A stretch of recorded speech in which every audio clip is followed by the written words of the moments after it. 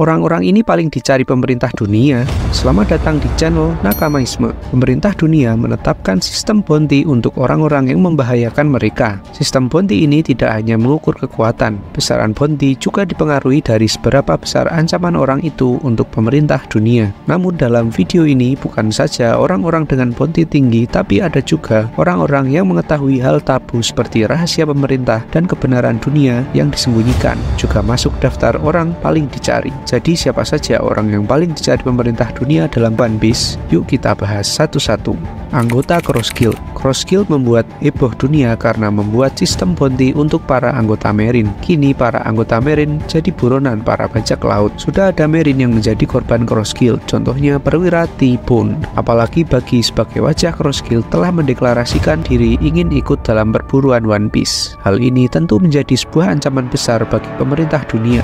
Para bajak laut yang dekat dengan One Piece, bajak laut Akagami, bajak laut Kurohige, dan bajak laut Topi Jerami. Ini adalah para kelompok bajak laut yang paling dekat dengan One Piece. One Piece menjadi salah satu akses untuk mengetahui kebenaran dunia. Mereka yang dekat dengan One Piece, para bajak laut yang telah memiliki plot positif, tentu masuk dalam daftar orang-orang paling dicari.